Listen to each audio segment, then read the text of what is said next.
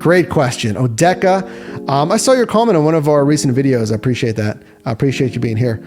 Asks, man, this is a good question, folks, because this is new. This is new. Here's the thing.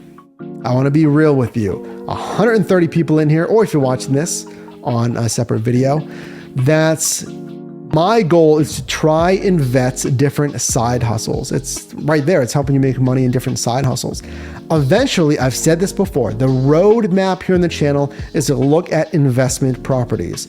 Why? Because it is a great semi-passive revenue stream. It is a proven and profitable niche to build out an income property, whether that be single family, an apartment, what have you. So, that's what I'm looking at is scaling later in the year, maybe 2023. And I'm going to relay that to you. I'll bring you along for everything. Now, obviously, we're going to continue to do everything that we do here, but it's to uncover more opportunities, new opportunities. Walmart Spark, Amazon Flex of a year or 2 years ago, shipped in like 2020, I think it was 2019 when I first started it. Lime back in 2019. As these new opportunities come up, it's my job to all right, which ones are worth it? Vending machines. Have you ever considered vending machines as a side gig? I have. I've watched a few YouTube videos about vending machines and laundromats. Yeah. I don't think I'd ever do a laundromat. That's a little much, Oh, and car washes too. I'm always looking, folks, in the background. I'm always looking. This is the best place to learn, grow, and scale your income, especially with a side hustle. Subscribe if you're not currently subscribed. I'm always looking at stuff, if it can make me money. The vending machines, that's probably the first thing I would do. Car wash, it's pretty big. You got to have a big, more capital to invest to start.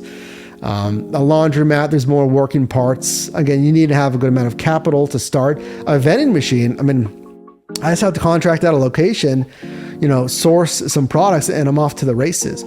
Pay whatever commission to the location, and there you go. Maybe we'll bring that to the channel, eventually. We'll see. Appreciate you being here. So Mark asks, thanks for being here, asking this question. Why does Grubhub ask you how many hours per week you want to work and what days you want to work on the application I'm waitlisted? That is a stellar question. And I remember when I applied, I think it was either to Grubhub, maybe Instacart did this as well. I know some other apps do this. Why do you need to know how many hours I want to work? And then when I want to work? You would think and you would think it's because they want drivers who are going to drive more hours and more days.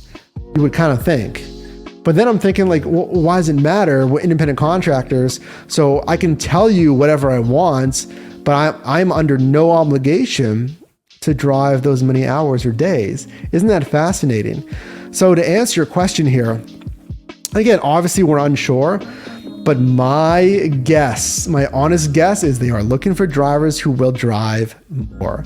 So I'm not saying, put a ton of hours, but if you're planning on driving 20 hours at the absolute max, put 20 hours. Because maybe, this is just a guess here, but maybe their algorithm is combing for the data, the respondents that put 20 hours, 15 hours. That's my guess. Thanks for asking. Pia, thanks for being here and asking, can I get deactivated from Grubhub for declining too many orders? No, on any app, folks, declining, ignoring, rejecting an order, you cannot be deactivated for that, at least at the time of filming this video. And having done this for years, since 2015, no. You can be deactivated for canceling too many orders. So there's a big difference there if you don't know. If you've accepted an order on any app and then you cancel that assignment, you drop the assignments. If you do that too much, you can and you will be deactivated. But if you get an order request, I can use my sound effect. How funny now. And you decline, that's if you get an order request, right? And you decline, you can decline as much as you want. There's no penalty. Some of these apps, they'll make it look like it's going to impact you. It's not going to impact you. You can decline as much as you want. Decline the orders if it doesn't make sense, if it is a bad dollars to mile ratio, dollars to time ratio. I've had like a 1% acceptance rate. Does not matter. Unless you're going for like Top Dasher on some of the, if you're going for like Grubhub's Premier, like recognition program, which a lot of those I feel like aren't even worth it. If it pertains to having to keep a high acceptance rate, no. I mean, you're trying to make the most money possible. And that's not always the best decision to accept like 80%, 90% of stuff.